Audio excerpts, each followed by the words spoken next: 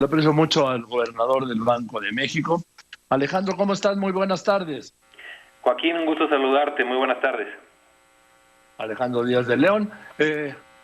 A ver, le recortaron medio punto a la tasa, la dejaron en 4.5. ¿Y qué pasa? ¿Por cuál es el motivo? Sí, Joaquín, la Junta de Gobierno y en general el banco hemos tenido en los últimos meses y en las últimas decisiones de política monetaria que evaluar tres grandes retos. Por un lado, tenemos una contracción económica muy pronunciada. Los datos del segundo trimestre de este año pues mostraron una contracción muy profunda, especialmente en abril, adicional en mayo y con cierto repunte, aunque todavía a niveles muy bajos de actividad en junio. Con este escenario, pues realmente se está configurando una debilidad por el lado de la demanda que va a dar lugar a menores presiones en los precios. Entonces, por un lado, esta debilidad y estos efectos de la pandemia tan significativos apuntan en esa dirección. El segundo gran reto que hemos tenido que enfrentar, y fue mucho más agudo en marzo y en abril, fue lo que hemos llamado un choque financiero, que es al final del día una aversión al riesgo global, un ajuste en los portafolios a nivel también global, con salidas de recursos de economías emergentes, con un ajuste cambiario importante, aumentos en las primas de riesgo, en fin, fueron meses muy complicados y en las últimas semanas hemos tenido un mejor desempeño y un comportamiento más ordenado. Pero tenemos que ser conscientes que pues es importante mantener el atractivo relativo de los activos en pesos a fin de poder tratar de evitar estos ajustes de portafolio. Ese es el segundo gran reto y tratar de contener el ajuste cambiario. Y el tercero tiene que ver directamente ya con cómo se refleja todo esto en materia de inflación. Y en materia de inflación, uno de los retos que la Junta ha estado evaluando, y más en particular esta semana, fue, tenemos una inflación que en contraste con lo que sucede en otros países, donde en todas las economías avanzadas y en un amplio número de economías emergentes, la inflación general y subyacente está por abajo de la meta de inflación de los bancos centrales. En el caso de México, la inflación está por arriba, e inclusive en los últimos meses con algunos aumentos. Esto está reflejando básicamente dos cosas. En la inflación no subyacente se están recuperando algunos precios de los energéticos, en particular gasolinas, que están teniendo mayor presión sobre la inflación general. Y el segundo es en la inflación subyacente, donde tenemos una recomposición directamente asociada a la pandemia. Estamos viendo que el distanciamiento social está teniendo una menor demanda en una amplia gama de servicios. Los servicios están desacelerando su inflación. Y por otro lado, tanto problemas logísticos y de distribución, así como la concentración del gasto de los hogares hacia alimentos, está dando lugar a que las mercancías, y en particular las mercancías alimenticias, tengan variaciones anuales altas. Por ejemplo, en julio llegaron a 6.89% en variación anual. Entonces, estos choques, digamos que de corto plazo de la pandemia, tenemos que sopesarlo contra los choques y los efectos de mediano plazo. Y por eso es una decisión compleja, a pesar de que estos datos muy recientes de inflación fueron adversos. Destacamos en el comunicado que prevemos que en un horizonte de 12 a 24 meses, que es cuando ya no afectan estos efectos aritméticos en la variación anual de la inflación, prevemos que la inflación general y subyacente estén alrededor de 3%. Entonces, por eso se consideró que se tiene todavía el espacio de política monetaria para reducir en 50 puntos base y llevar a 4.5% la tasa de interés, y se señaló que hacia adelante seremos pues cuidadosos de ver cómo se desenvuelve todo este abanico de factores que ahora estamos comentando y ver cuál es su incidencia sobre la trayectoria esperada de la inflación. A ver, gobernador del Banco de México, a las personas que están escuchando, ¿qué les interesa o cómo les afecta que la inflación sea del 3 o del 3.6? Bueno, es muy importante que la inflación, y más en un periodo tan complejo como este, esté bien controlada y sea baja, para que el poder adquisitivo de los salarios y de los ingresos pues realmente no se erosione. En el pasado hemos visto episodios desafortunados donde se combina contracción económica con inestabilidad financiera. En esta ocasión, el gran reto que tenemos es que si bien hay una afectación económica por la pandemia, que no es una afectación propia, digamos que al comportamiento de la economía o del sistema financiero, sino más bien un tema de salud y muy profundo, si bien tenemos ese choque, que no se pase a la parte financiera y que podamos tener en la parte del mandato del banco, que es cuidar el poder adquisitivo de la moneda y en particular de los ingresos de los mexicanos.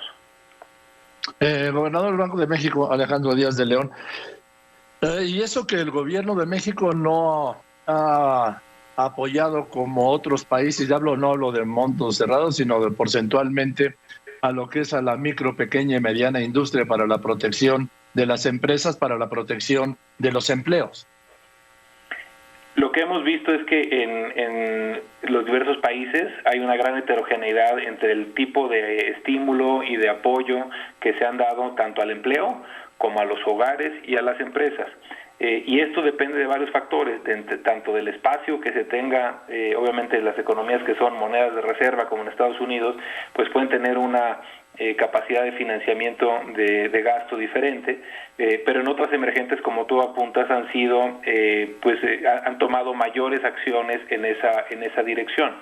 Yo creo que ese es un ámbito de política pública que ya escapa al Banco de México. Nosotros en nuestra materia hemos buscado hacer dos cosas: mantener la inflación baja y estable y proveer liquidez en el sistema financiero a lo largo de todo el canal de financiamiento para que desde el mercado de mayoreo hasta inclusive el financiamiento a micro, pequeñas y medianas empresas e inclusive hogares pueda haber una mayor oferta de financiamiento.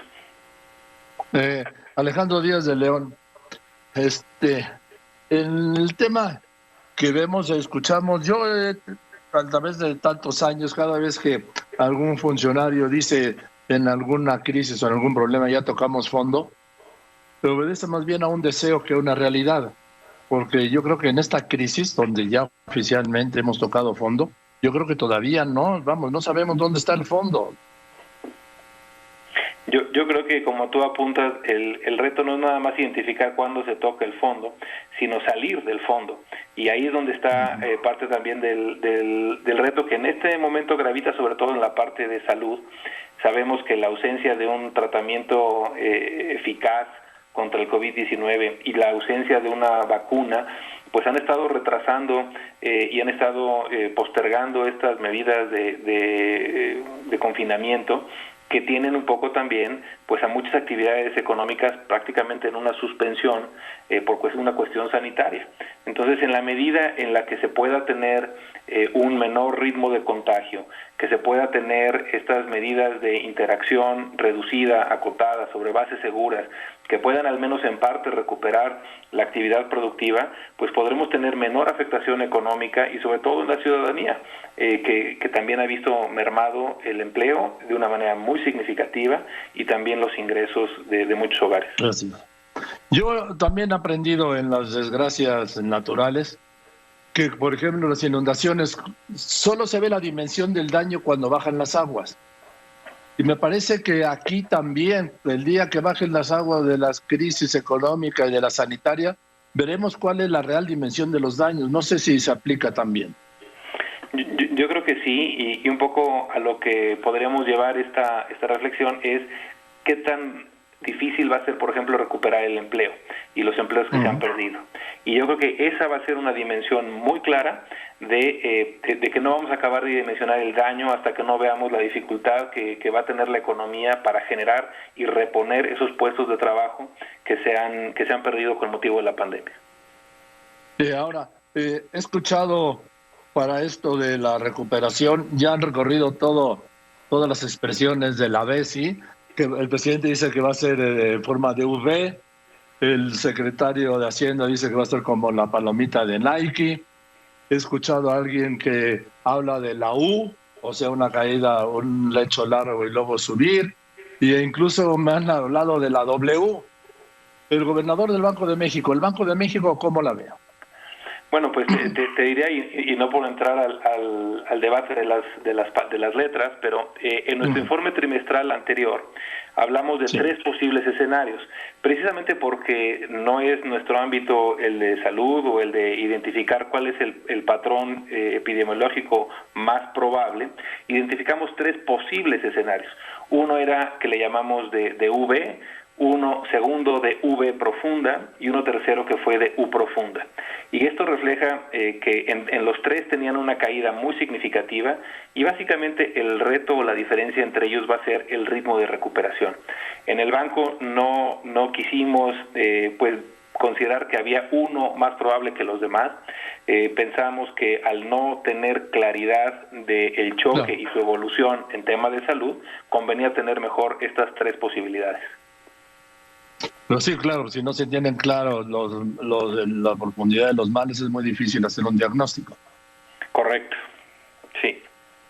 Bueno, todavía, perdón, Alejandro Díaz de León, gobernador del Banco de México, todavía hay espacio para seguir operando con las tasas, ¿no? Lo que pasa es que mientras más se bajan, menos espacio queda.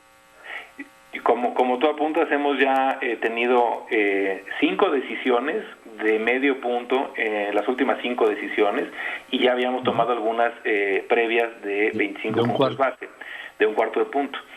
Claramente, pues en la medida en la que se va avanzando, de manera natural hay menos espacio. Por eso también en la Junta de Gobierno, en este comunicado, hizo 2 precisiones en el lenguaje. Una reflejó, antes de anunciar la reducción de 50 puntos base, la frase de en esta ocasión consideró reducir en 50 puntos base. Y la segunda consideración fue que hacia adelante el espacio disponible dependerá precisamente de la evolución de estos factores. Si ceden de una manera más rápida estos factores que han presionado a la inflación, eso abre espacio. Si estos factores se incrementan y siguen presionando a la inflación al alza, se tendrá menos espacio. Iremos evaluando esto en las próximas semanas. La siguiente decisión es hacia finales de septiembre. Bien, Alejandro, pues aprecio mucho que me hayas aceptado esta entrevista esta tarde y te mando un saludo. Joaquín, siempre un gusto. Muy buenas tardes. Gracias, muchas gracias. Es el gobernador del Banco de México.